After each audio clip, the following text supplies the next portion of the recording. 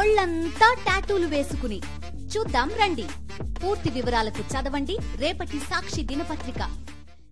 హైదరాబాద్ లో పార్కింగ్ దందాకు బల్దియా చెక్ పెట్టబోతుందా? ప్రజల జేబులకు చిల్లు పెడుతున్న అక్రమార్కుల ఆట కట్టించనుందా? రూల్స్ బ్రేక్ చేస్తున్న వారి కోసం ఏర్పాటు చేసిన స్పెషల్ టీమ్స్ ఏం చేయబోతున్నాయి? పార్కింగ్ పై గవర్నమెంట్ రూల్స్ ఏం చెప్తున్నాయి? హైదరాబాద్ లో అక్రమ పార్కింగ్ వసూళ్లపై జీహెచ్ఎంసీ ఫోకస్ చేసింది. నిబంధనలకు విరుద్ధంగా అక్రమ ఫీజులు వసూలు చేస్తున్న వారిపై కఠిన చర్యలకు రెడీ అయ్యింది. ఇందులో భాగంగా జీహెచ్ఎంసీ పరిధిలో అధికారులను కమిషనర్ ఆమ్రపాలి అలర్ట్ చేశారు. వివిధ ప్రాంతాల్లో అక్రమ పార్కింగ్ ఫీజు దందాను అరికట్టేందుకు స్పెషల్ టీమ్స్ ను ఏర్పాటు చేశారు.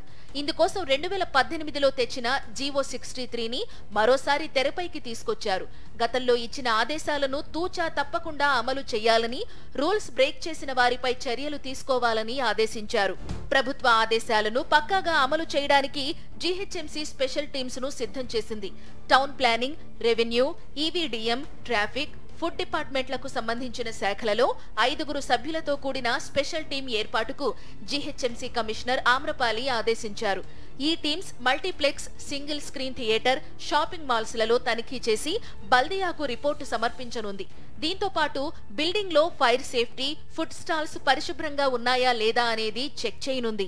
హైదరాబాద్ లో షాపింగ్ మాల్స్, మల్టీప్లెక్స్ లలో వాహనాలు పార్క్ చేయడం ప్రజలకు పెద్ద తలనొప్పిగా మారింది. రూల్స్ కు విరుద్ధంగా వందల రూపాయలు పార్కింగ్ ఫీజు వసూలు చేస్తూ ప్రజల జేబుకు చిల్లు పెడుతున్నారు. రూల్స్ ప్రకారం షాపింగ్ మాల్స్, మల్టీప్లెక్స్ లో మొదటి అరగంట వరకు ఎలాంటి పార్కింగ్ ఫీజు వసూలు చేయకూడదు. 30 నిమిషాల తరువాత అక్కడ షాపింగ్ లేదా సినిమా చూస్తే వాటి బిల్స్ ఉంటే కూడా పార్కింగ్ ఫీజు వసూలు చేయొద్దు. మొదటి గంట తరువాత బిల్లు అమౌంట్ పార్కింగ్ ఫీజు కన్నా ఎక్కువ ఉంటే పార్కింగ్ ఫీజు తీసుకోవద్దు.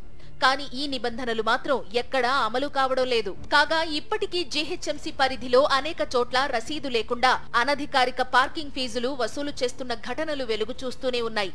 కోట్ల రూపాయల ప్రజల డబ్బు పక్కదారి పడుతోంది. అయితే ఇందులో కొంతమంది అధికారుల హస్తం ఉందనే చర్చ కూడా సాగుతోంది. జీహెచ్ఎంసీ నిమ్మకు నీరెత్తినట్టు ఎందుకు వ్యవహరిస్తా ఉంది? కమిషనర్ అమరాపల్లి గారు స్పష్టమైనటువంటి ఉత్తర్వులు మొన్న కూడా సర్క్యులర్ జారీ చేయడం జరిగింది.